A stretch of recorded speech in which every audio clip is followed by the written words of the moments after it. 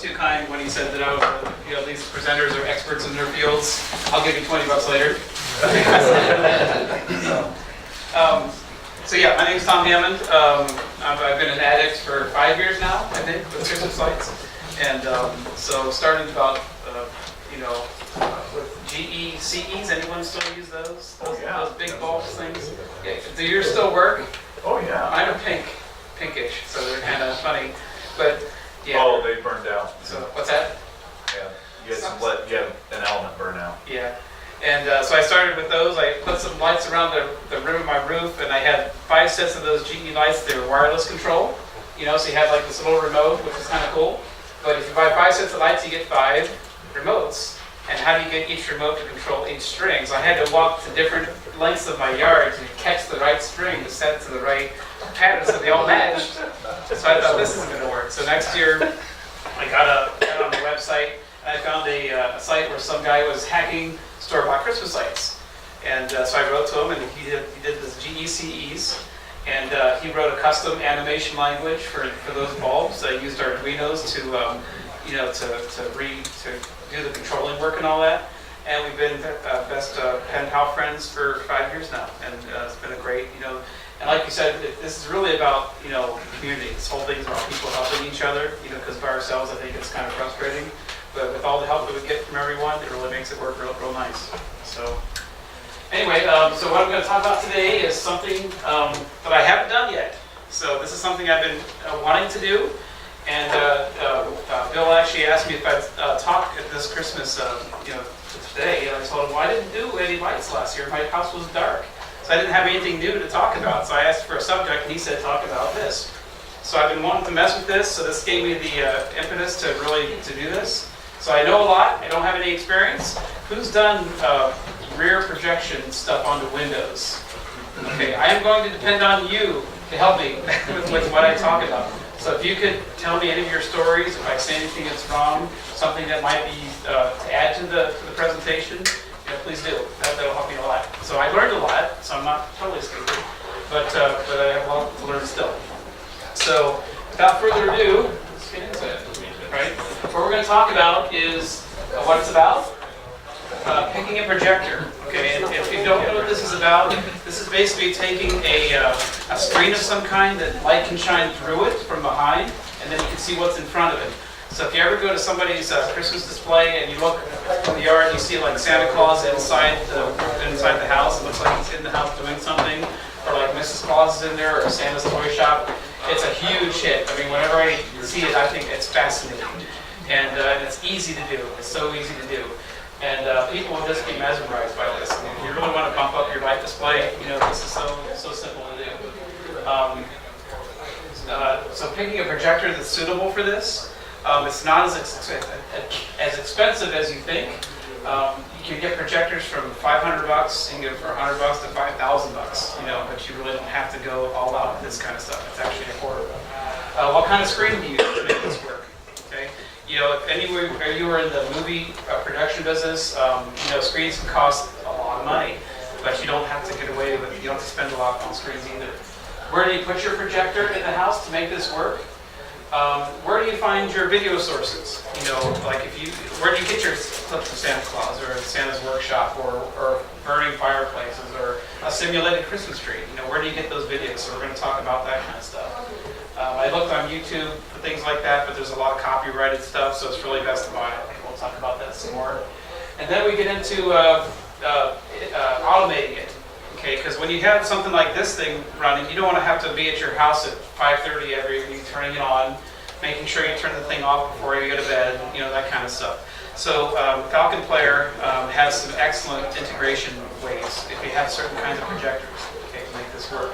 So we're going to talk about that. If you're not using Falcon Player, there's other ways to control your projector without going that route. So if you're doing LOR or if you're doing something totally different, you can control your projector straight from Windows if you want to, or straight from Linux. So we're going to talk about that. I didn't say Apple, so I did it on purpose. No, just kidding. Falcon Player can also play the video. So whenever you buy a video to use this for, you can take the MP4 file of that, the digital version, save it right on your memory card for Falcon Player, and it'll just pump it right into your projector. So it's got support for that kind of stuff. Who's done virtual pixels yet with Falcon Player and X-Lite? So you've sort of done it, you guys have? I use Schedule for virtual. Yes, all that kind of stuff. So your projector can basically emulate pixels. So you can create it as a matrix, and then whatever effects you put on that matrix, the projector will emulate those pixels just like you've got a prop. Okay. There's one guy, Sean May, is that how you pronounce his name? He's one of the X-Lite developers. He has a projector outside of his house in a protected box, and he actually simulates pixels on his garage door. So instead of hanging lights, he makes fake lights. Which is kind of cool. It saves a lot of work. So we're going to talk about that too. So I tend to go a little bit quick. So if you have any questions, just raise your hand. Throw a muffin at me. I'll eat it and then answer your question. All right. So we sort of talked about what it's about. You can do it on windows, glass doors. If you do it outside, you do it on garage doors. You should put the projector inside the house. And we talked about that. So I already wrote all this already. Okay. Oh, by the way. If you go to Amazon, some of these holiday stores, they might sell some cheap projector systems that do this, on the side.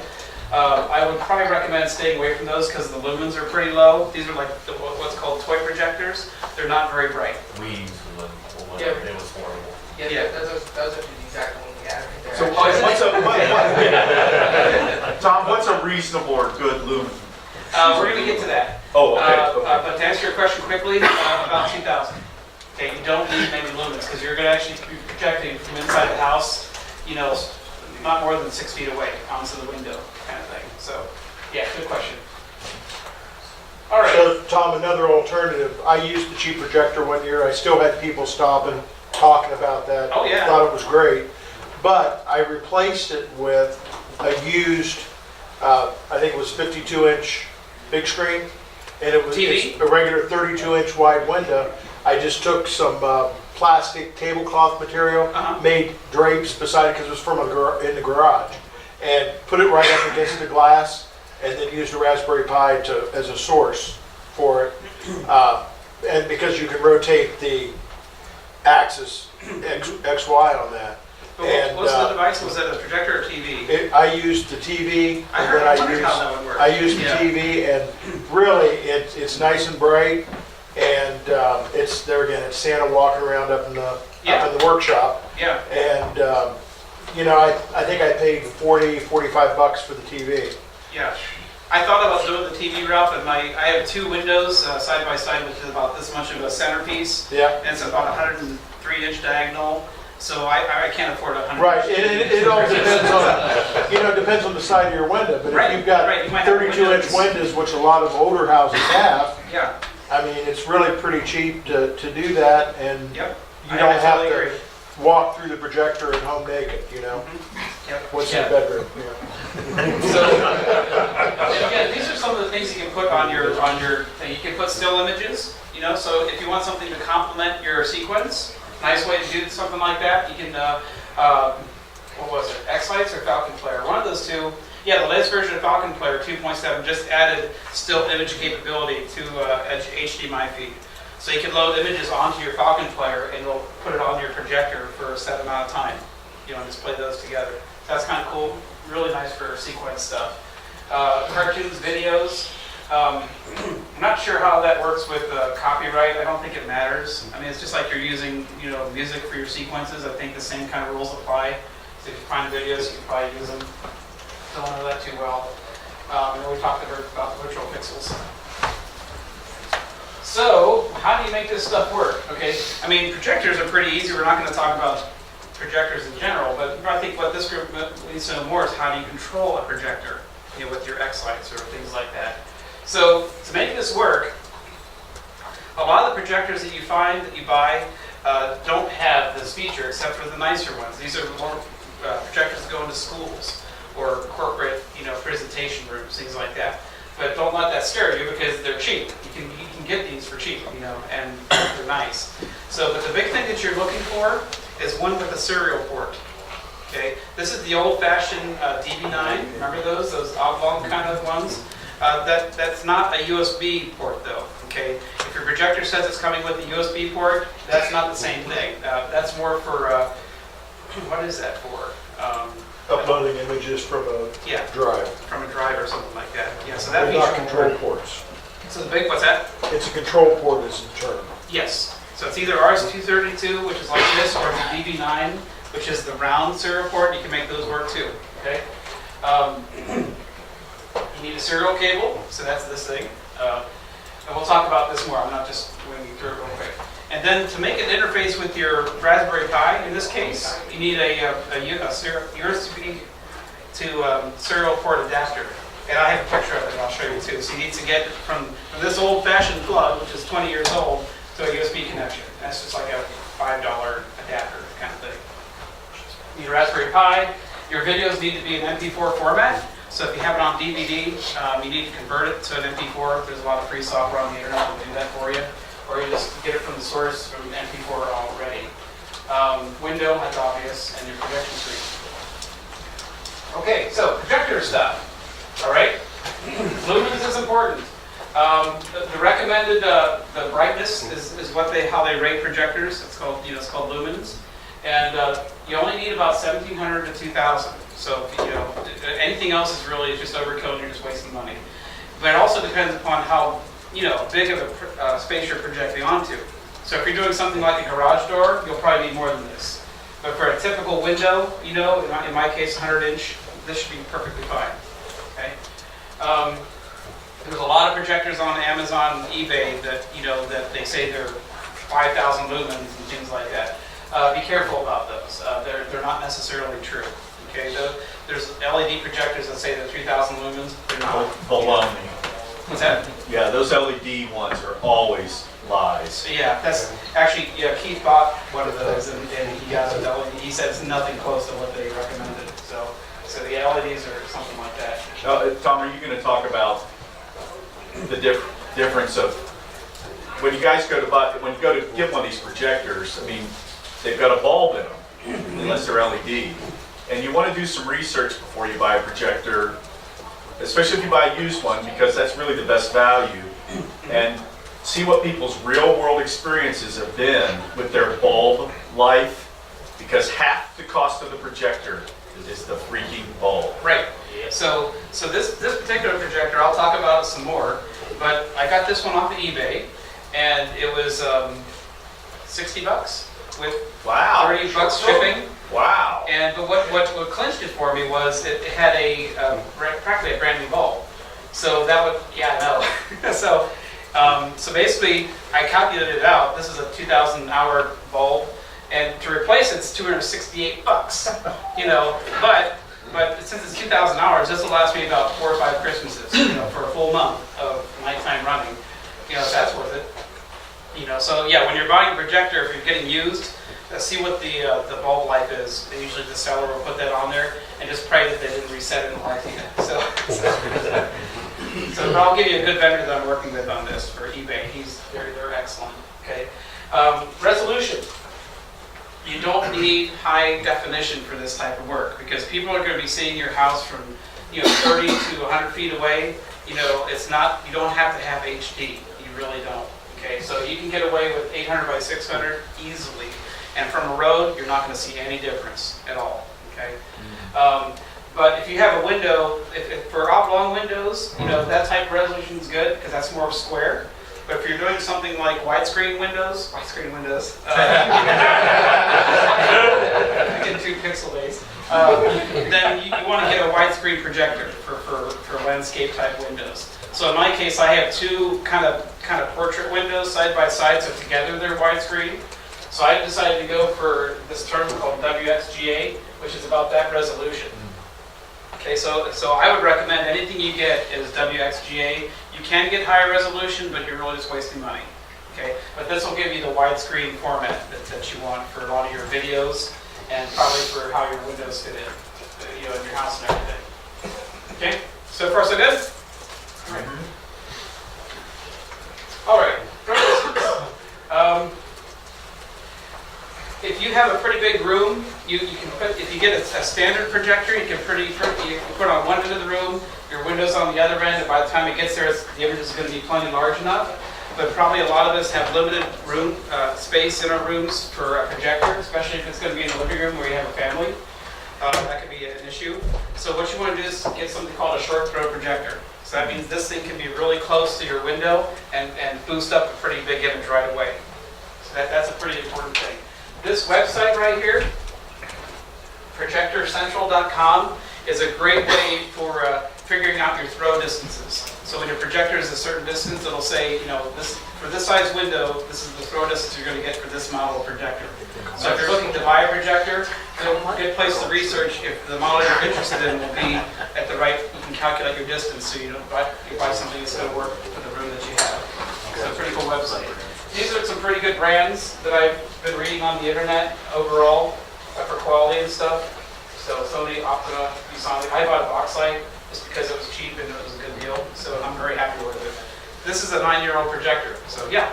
Hey, one thing I wanted to add about throw distance is some projectors are designed to be hung from the ceiling so that their image is designed to project up or down versus if you look at the Projector Central, should show you the pattern. Some projectors are designed to where they have an equal distance of up, down versus where you place it. Yeah. So that way you don't want to necessarily have to put your projector, up on a ladder in your room just so that it'll project right. You have to know the angle. Because otherwise what happens is your image is trapezoidal when it hits your window. Yes. Like this guy here, I had it at home, I was messing with it, and it was working fine, but I brought it here, and notice how it's tilted really badly? That's just to get it to here. So I think there's a setting in this to help with the keystone. Yeah, it's called keystone. Well, it's severe. So this thing has 4 different modes. It has front projector. It can do reverse image for rear projection. It has a ceiling mount software option and a reverse ceiling mount. Oh, wow. So you can position it anywhere. So I think it's one of those settings in here that will fix this problem. Say. What's the model number? Right. Yeah, there's just an option on the menu that'll probably fix that for me. So that's just part of the nature of this. Another brand I see that's out there that seems that I use is Epson. I have the Yes, Epson projectors and they work really well. Yeah, they're good too. Yep, absolutely. Okay, so new or used. Projectors can cost a lot of money. Okay, movie theaters, we're talking $10,000, maybe more.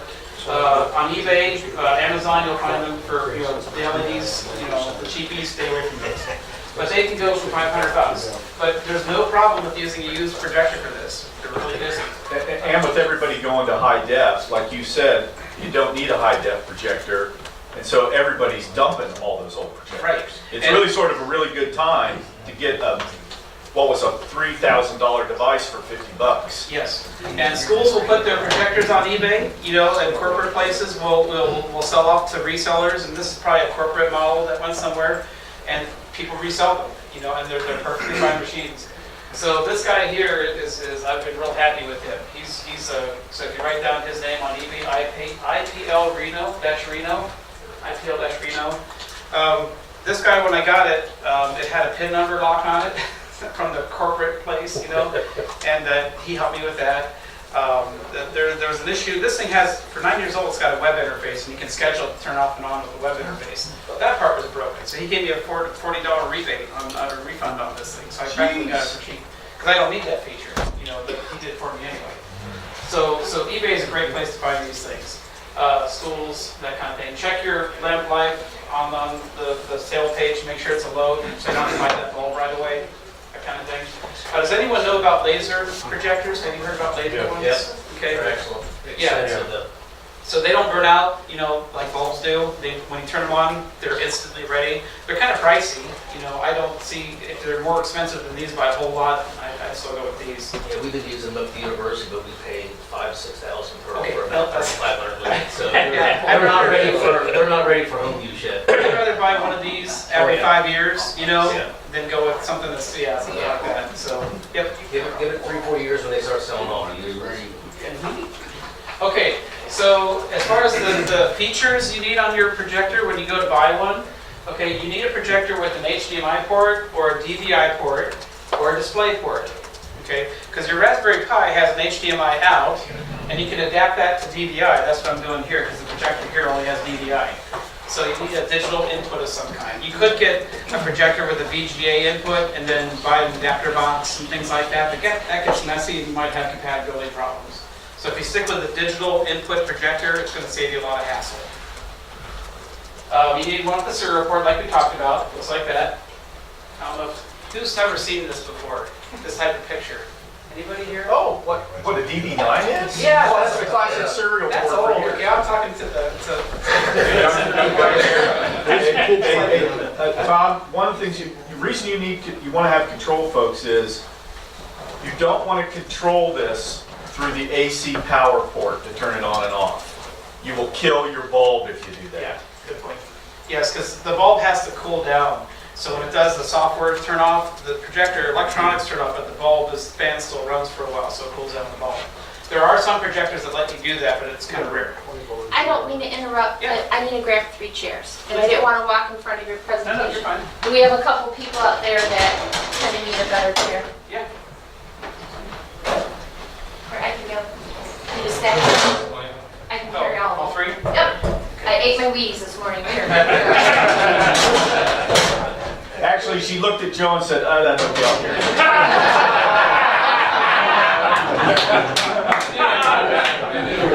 Don't hurt yourself. Thanks, guys. Make sure you smack it when you want that. Okay, so serial port's what you want to do this. USB port is not what you want because it's not those do the same types of actions. Some projectors have Ethernet plugs right in them. Okay, that's a little spotty with Falcon Player. Falcon Player supports some Ethernet-based projectors for control. It's called PJ Link. It's Panasonic something else link. So some projectors have a PJ Link feature with the Ethernet port, but not all the Ethernets do that. So if you get a projector that only has a network port, it might be a little homebrew. You have to invent your own way to turn it off and on through your own code. Okay, so if you go to serial, that's what works the best. And we'll talk about that a little bit more later. But like Dave was saying, don't use a timer on your projector. That'll kill the bulb. You just force it off and on at certain times. You want to do this software control stuff. And we'll talk about that, and I'll show you how that part works. Okay, choosing a screen. You can go expensive, you can go cheap. I'm going to go cheap and try it. I read a lot of good advice on it, and I'll show you what I found. That's one website that I've heard a lot of good things about. Atmos SFX brand screens from this boxandgrapes.com. That's supposed to be a good one. If you want to buy a screen that's commercially made, you know, that kind of stuff. If you want to do some home DIY screens, there's a material called trapeze. Have you guys heard of that? Yes. That's supposed to be good material for screens. And spandex works really well. So if you get spandex material, you stretch it onto a pretty strong frame, and it makes an excellent screen. What's that? Yes. Yeah. So here's for me. I go really cheap. So what I've heard consistently is a shower curtain works. Yeah, where do you sleep now, Tom? What's that? Where do you sleep now that you've used your sheets? Well, I wasn't going to tell you that I didn't take my rubber bed sheet off, but you know.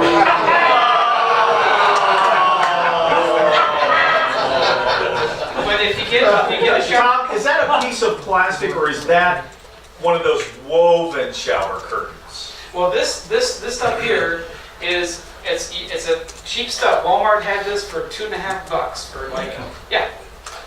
I was gonna say, I don't know who sells it, but gray is actually better. Yes, I've heard about the gray color working. The gray, when you project onto it, it gives you a much higher contrast ratio. But the trick is you're going to be rear projecting, so you need something where light will pass through it. Yeah. Okay. So if you decide to go the shower curtain route, you need to get what's called a frosted shower curtain. So it's clear with a frosted kind of texture to it. So when the light passes and hits the frosted part, it lights up that area. Okay. So a white shower curtain wouldn't work as well as a frosted shower curtain. Okay. Yeah.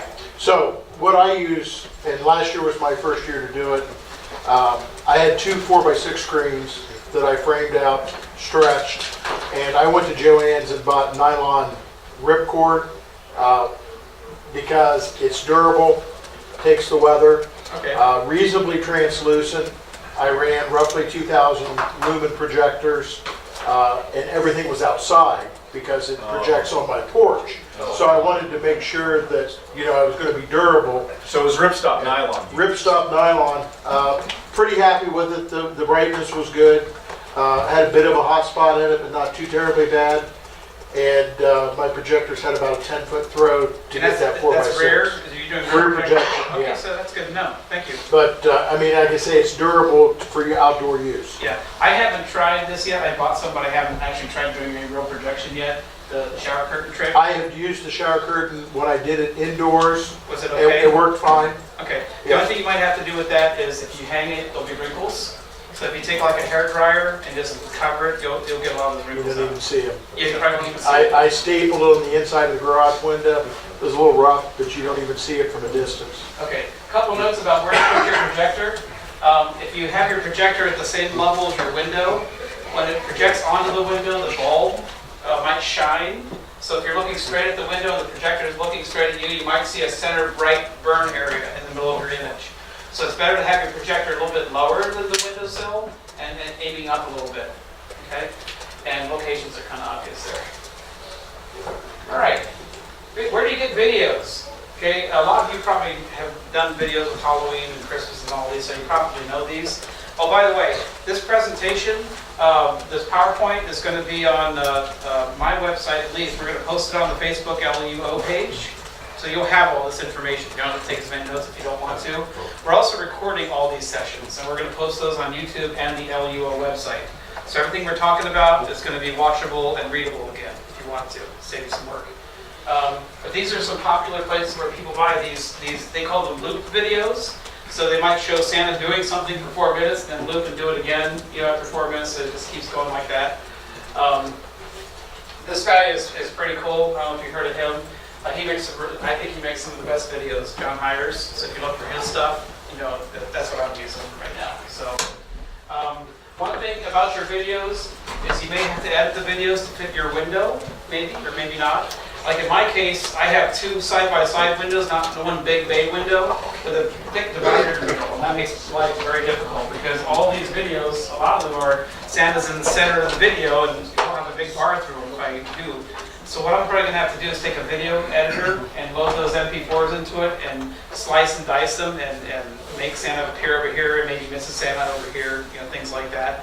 You can do tricks like that. Some of these people do make videos that work with side-by-side window things, so you can actually have something on both panes, Mr. and Mrs. Claus on either side, doing things like that. Wow. So just so if you do, this DaVinci is supposed to be a pretty good free video editor if you don't have the money for like Adobe After Effects or Premiere or something like that. That's supposed to be one of the best free ones out there right now.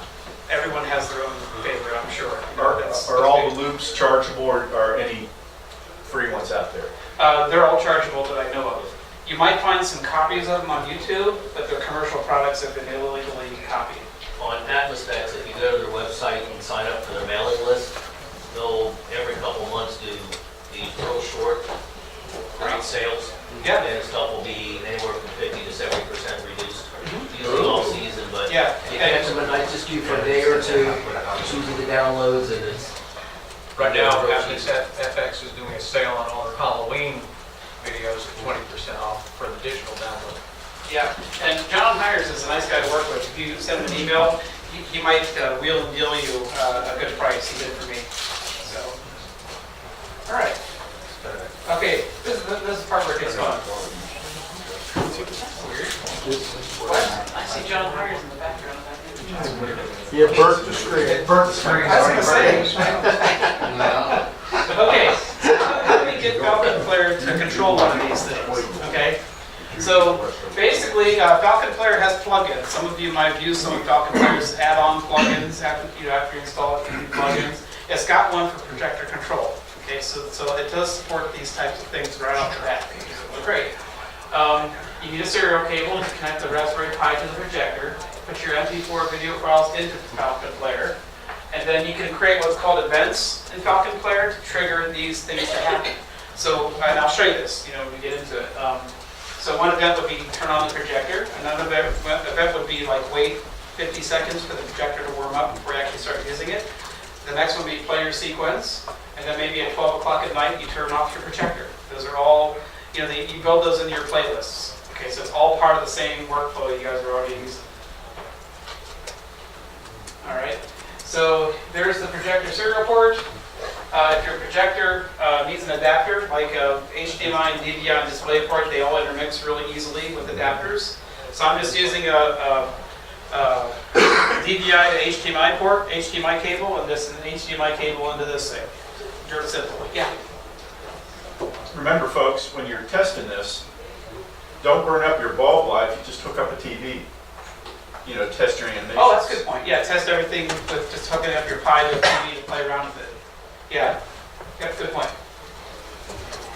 All right, and one thing that might be a little sticky widget is when you connect your serial cable to the projector, there's something called a straight-through serial cable and a Null modem. null modem, right.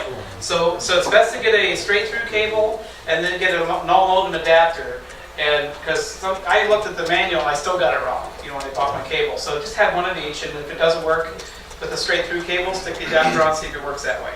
Okay? So that just changes pins 2 and 3 to the receive and transmit pins. Some projectors work one way, some work the other.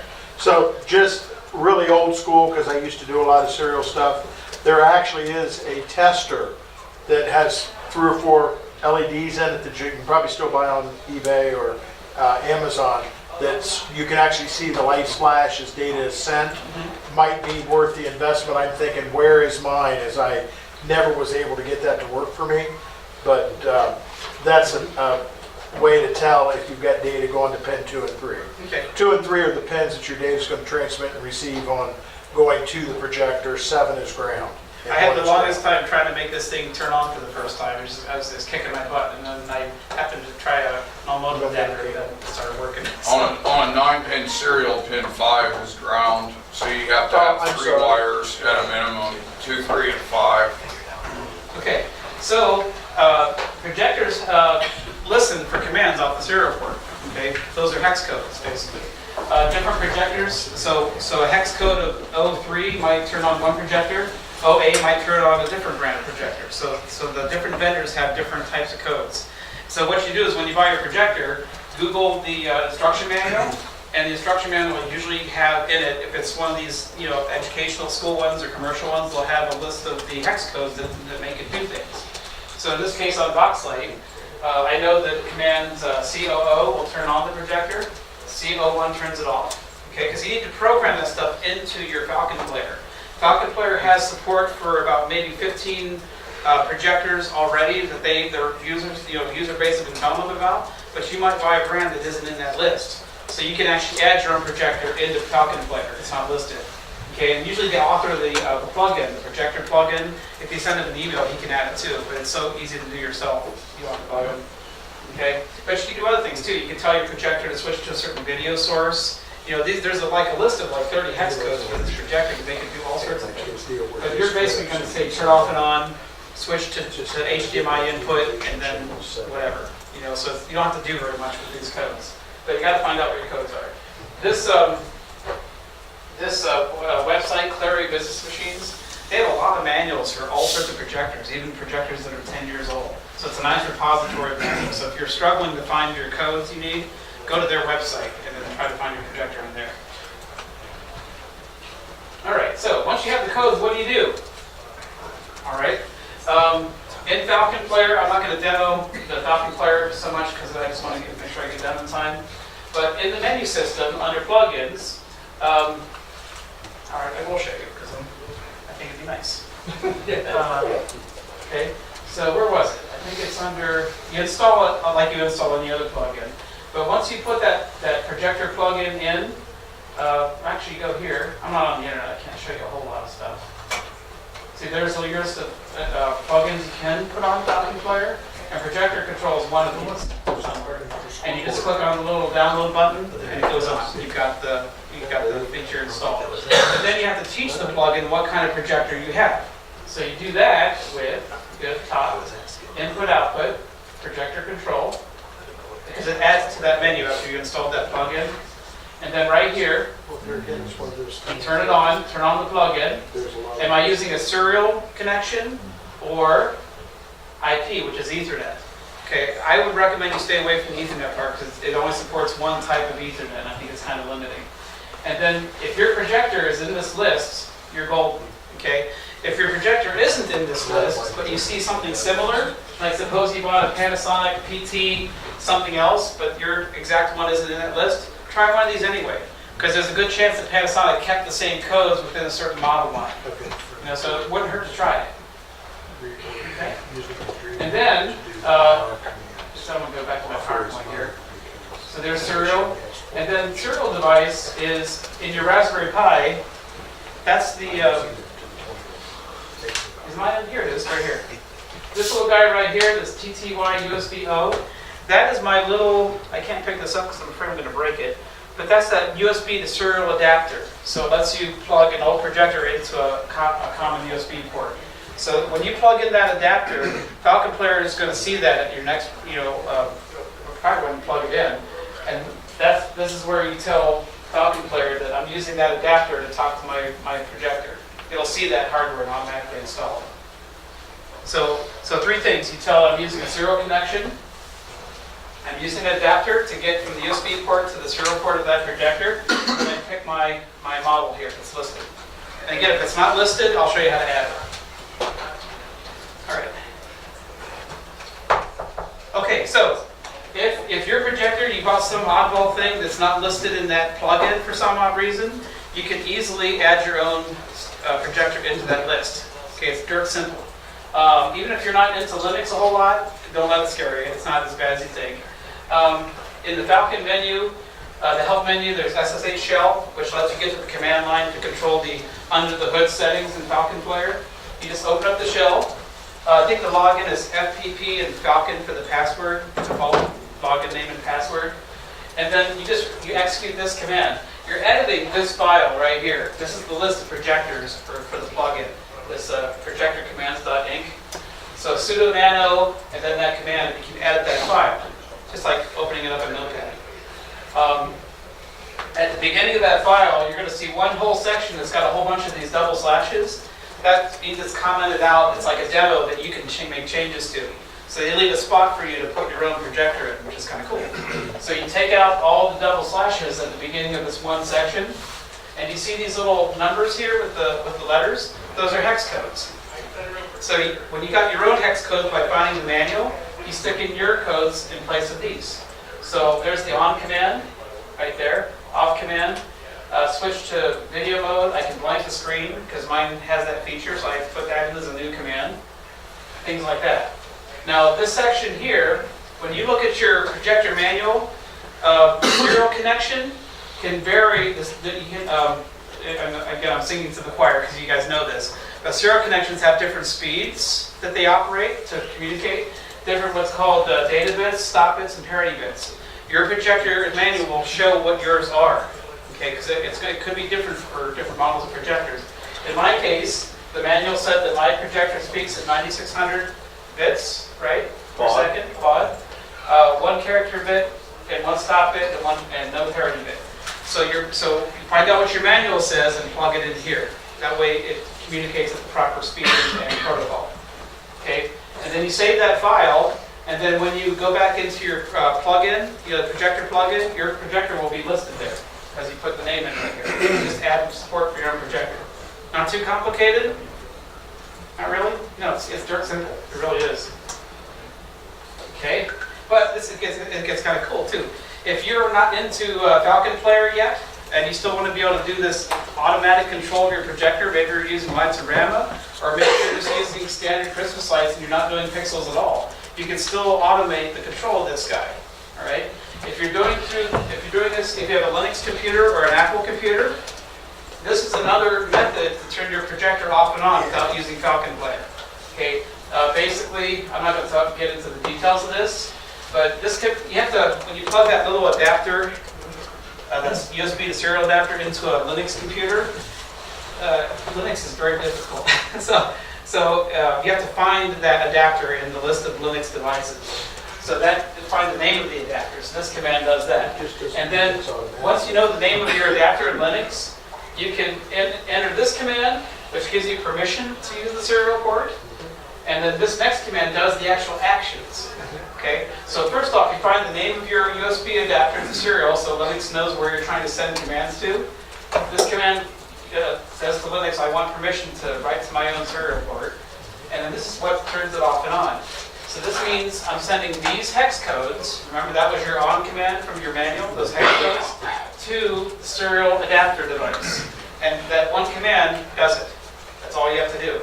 Okay, so you just issue these echo commands for off, on, video mode, whatever. And if you want to automate that on a schedule, you know, like once a day, that kind of thing.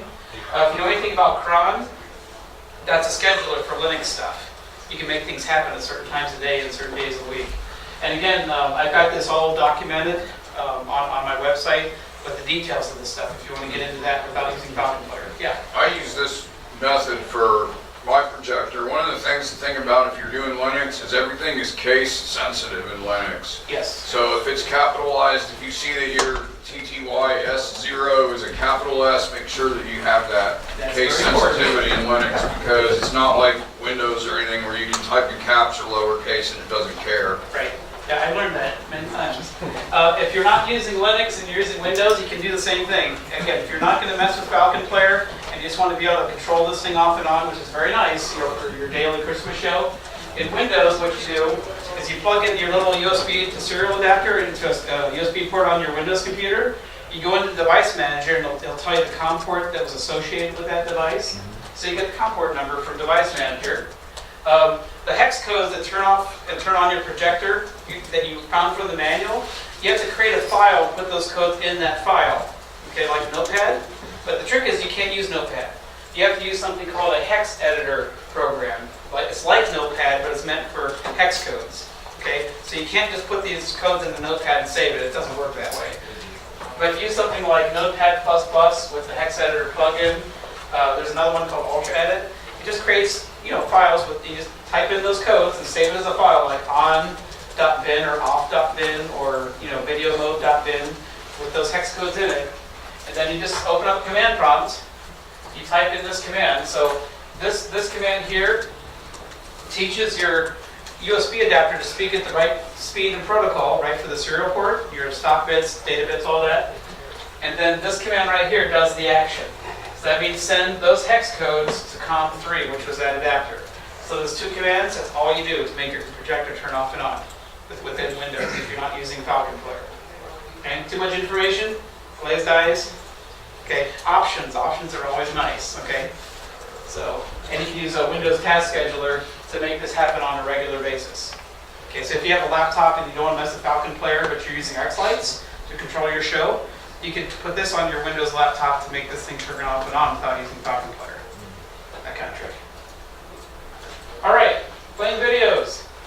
How do you make this work? Okay, you create a playlist, right?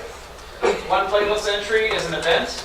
Again, when you install the Falcon Player Projector plugin, you'll get new events you can mess with. And one is Projector On. So you choose that as your first action. You can do this, I'm not too privy on Falcon Player, but you can make this happen at the beginning of the evening, right, somehow. And then you can make, I do another action as part of my playlist, which waits enough time for the bulb to warm up on the projector, it's like a delay. And then I just made a simple event. This is another projector command. This means switch to the HDMI port as the input. Usually it'll remember that when you turn the projector off and on where you last had the input. But I do that as just a little safety precaution in case it moved to another input by accident. I make it play a video. That's just a playlist entry. That's right in Falcon Player. And then when it's all done, it turns off the projector. And this can be at the end of the day instead of right after the video. Okay. It's better to have this thing running all evening long, even if you're not showing any video. Like you can play a black video, or just in the case of my projector, I can turn it to a blank screen. There's a command for that. So that way you don't have to turn the bulb off and on as you need the projector. Just keep the whole thing running the whole time long to save your bulb from dying. Okay? So this might work, so let's try it. Or it might not. So here's my Falcon Player. I'm going to go to my status page, and I created a playlist. And there's something very similar, right? Same commands. So if I hit play, okay, I have a flashing green light that it's a standby mode. So what just happened is my light went solid green, which means it received the command to turn on. You hear it, fans running. It's just super easy demo, nothing real fancy. This takes time to warm up before it gets to an image, so that's why I have that 45-second delay. That's up to you guys if you want to put that in. It'll start in a minute here, so I won't worry about waiting for it. Okay. And you guys know this, who's talking about the FM transmitter stuff? Dave is. So you can have your Raspberry Pi has an audio port on it, right? So you can output that video sound to an FM transmitter for the road. So if people have a car and they want to tune into a certain station, they can hear the video, by just piping the sound output to the FM transmitter. There's the video. That's pretty good. Thank God the big guy came to help you. Yeah. So when the video is done playing, it'll know because it's on the timer here. You go for the video link, Falcon Player does that, and they'll just turn off the projector when it's all done. Oh, he auto-calculates that. Falcon Player does that. That's what I mean, yeah. Yeah, Okay. if you're doing it this way, most people will turn off the projector at the end of the day, but it's different playlists, on schedule. I'm just showing you off on the video. This will be really nice for off hours. Like if you've got a big, busy light display, you could start this earlier in the evening and then not use it at all during your regular display and then turn it on, later. Yeah, and because we'll talk about the matrix part, but you can use your projector as a virtual matrix. So if you want to put messages in your screen, like show starting at 6 o'clock, or put messages throughout the evening. Oh, that's a great idea. That's a virtual matrix in X-Lite. So this thing is X-Lite compatible now, which is awesome. Okay, so I'm just about done because I know we're getting close here. Virtual pixels. All right, it's a lot of text, but that's how I did it. Has anybody actually seen one of these with their own eyes? Seen what? What these virtual pixels? I use them all the time. Can you talk about it? I'm just curious how they really look. It looks great. You're going to go in X-Lights, create a prop of a matrix, and you're going to make it as dense as you want. My virtual matrix has 164,000 pixels. And it shows up on your list. You assign it an IP address. I'm trying to do this from memory. And then create your prop, and then add it to your schedule, and then you will sequence whatever you want on it, and then in Xscheduler, or Xschedule, you'll create a virtual matrix. And how you have on your computer, you have a main screen and then you add a second screen. And the second screen is your projector. And there's some tweaks in Xschedule that you go in and assign the projector. I have to pull up it on my computer. It's easier to show you that way. But you assign it in Xschedule. And then with the FSCQ file from your sequence, it operates the projector that way. Yeah, I'm just curious how it really looks. And it looks awesome. great. It's cool. awesome. It's really cool. And when you're creating your matrix and X-Lights, use a low resolution because, if you're doing a simple resolution of 176 rows by 96, or columns by 96 rows, that's 50,000 channels of data you've added to your show, just for one matrix. So look, again, you're viewing this from a house that's next to a road. You're seeing it from further away, and you don't need high resolution to make this look beautiful. Okay, so stick with the low resolution so you can reduce your rendering time while you're making your stuff, that kind of stuff. When you set this up in X-Lights, this matrix, in Falcon Player there's an option just for setting up a matrix. And I'm not going to get into that detail, but I'm going to show you where it is. And tell me, Dan, if I'm totally off on this. You do channel outputs, there's an inputs. Where was that? You remember? What are you trying to accomplish? The matrix. Yeah, I think it's something different. It's like define matrix or something. Where is that? I can't believe I can't find it. But it's in here as one of these options. Can't find it right now. I'm kind of confused. Is it under other? It might be. Anyway, don't worry about it. It's easy. Falcon Player has an option for what's called virtual matrix. I think it was other, and then it's an option. It's like virtual matrix or virtual display. It supports it directly. So then in X-Lights, you create a new controller with the IP address of Falcon Player as the recipient, right? And then in the case of this many channels, you create 100 universes of data, And once you create your app, you create an X-Lights model. And then pretty much when you hit play, it pipes it into Falcon Player. Falcon Player converts it to a virtual matrix, now puts it to the HDMI port. It's simple. It's super easy to do. Okay? All right, just about done. Oh, there it is. You go to Input Output Setup, Channel Outputs, Other. So I was on the right track. And then you pick Virtual Matrix for the type. Put it in your Start channel from X-Lights, just like you're setting up a normal prop, right? That kind of thing. Falcon Player has a little bug. We have to turn on this feature called Force HDMI Display if you're messing with the virtual matrix. It's kind of important. If you need help, again, this is a link. It's a nice page that talks about how to use virtual matrices. Okay, and again, you'll have that PowerPoint later. All right, that's it. That's all I got. So, yeah, What model projector do you have? this is a box light. Yeah, do you know the model number? Yes, I have to memorize. This is a, I think it's a W, wait, hold on, I'll show you. Hold on a second. Where is it where I define the There. thing? This is a WX25NU. And if you go to that IPL-Reno guy on I'm eBay, looking at one right now. he's got more. The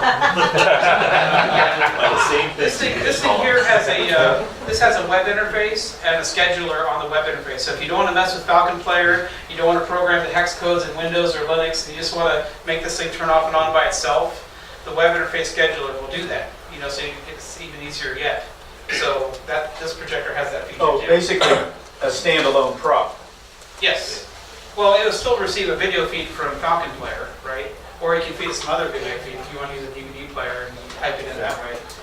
It's better to put your videos on Falcon Player so Falcon Player can turn on the projector. Oh, sure, have sure. your videos at your you first. Hold on. One thing I wanted to add about screens, going back to that, is that my windows, I have cellular shades, which are a lot of people have those, and I actually shine my projector right through my cellular shades. It's 2-layer, No and kidding. they're light color, and I'm using an Epson HDMI or HD projector only just because I use it for my work too, but I think it's 2,500 lumens, and it shines perfect because of the 2 layers going through those cellular shades. You don't have hot spots. Yeah, that's cool. And it seems to work pretty well. I'm not using dark shades. They're a light tan. But the cellular shades that are essentially a square turned, they're like Yeah, they're this, like basically cellular shades. like almost a honeycomb kind of. It's almost like a honeycomb in Yeah. there. You pull them down, and of course there's 2 layers to that shade. There's an outer layer and an inner layer, Yeah. and the projector seems to work great. Oh, that's Through interesting. that, I never had to add a screen, and of course during the day I like to have light in the house. I can open the shades up. And another thing that happens with the screens is if you're projecting in a room, keep the room dark. If you can, because that'll make the projection work a lot better. And get from her. Okay, so I tried really hard to make Master Slave work with Raspberry Pi or with FPP and ran out of time, but I've got a product that I've used for years and years and years for booths and things, and it's the website is www.binaryemotions.com. This guy has a Linux bootable that will play slides or videos. Oh, okay. And Similar idea. he has a free version and a pay version. I broke down about the pay version because he certainly deserves it. It'll loop as soon as it comes on, and really all 3 of my projectors just run on that, and the Raspberry Pi just runs all the time. Without Falcon Player. Without Falcon Player, you apply power and you walk away from it. Admittedly, because I also was technically challenged getting the projectors to work on the serial ports. But that binary emotions thing is a great product, and it's free. And if you want something for anything, even a video, say you've got a slide show up in your Google Drive, you can also pull that. And they, it's a great product, and it works well. Along the same lines, one thing I'm tempting myself to do sometime is if you have a projector already and it's not a serial port projector and you really don't want to buy another projector, if you send me an email that you're interested, I might think of making an Arduino IR controller on the schedule type thing, because there's a lot of projects on the internet where people are doing these things. So I'm thinking of making a learning Arduino remote, basically. So you would take your projector remote control, you'd be able to program it into the Arduino with what your IR commands are, and then you'd be able to teach the Arduino to turn off and on at certain times. So I'm thinking of making a box. So you can just use a standard projector that uses IR, and use it with any projector to make it turn off and on automatically on schedule. Yeah, Tom, I know that works. There's a guy at work who's done a similar project for his mother who's blind, and he gave her 4 buttons. So if you want that type of thing, let me know, and that might give me some motivation to build it. I don't think it's going to be that hard. There's a little box that exists already. It's called a global cache. It's like $100, and it will give you IR. You just send a TCP command to it. Oh, see, that would work nice too. They also have serial, IP to serial. We use them all the time for control. Yeah. Like if you want to play your projector remote and you don't want to run a long serial cable. Yep. And the only thing with the IR control stuff is the projector doesn't know the mode it was in before you sent the command you're setting it. So if you send the on command and the projector was already, like, it may not get the command or something, it doesn't know the state the projector is in at all times. So your IR is setting it blind commands, and you don't really know what the projector was doing before. So it's not as reliable as a serial connection type deal, as far as overall stuff. But if you got a projector and you want to buy another one, it's a nice way to an alternate method. Yeah. So if anybody gets into this and you're doing the serial port, if your documentation says you really do need a null modem cable, that just doesn't mean you cross over pins 2 and 3. A null modem cable at one end, but maybe that's all you need, but that's not the real definition. The real definition, at the connector end that goes into your device, believe it or not, there are additional wiring that happens in that. Clear to send, request to send, and data terminal ready are all involved in that. Oh, okay. And that may be why some people struggle and struggle and struggle, and what they don't realize, you could have even bought a null modem cable, and the ends are different. Only one end is meant to go at the device side. Okay, that's good to know. When I bought this cable, it was a straight through, I think, and I did swap 2 and 3, and it did work. But what Dave's saying, it doesn't always work that way. So, okay, so yeah. One last thing. Mine is as simple as you can do. I have an old projector, and it does not have a cool down on it. So it literally has, I have a rocker switch for on, set it up on a timer, and I have a DVD player running 24/7. Okay. That's it. I mean, on at 5, off at 11.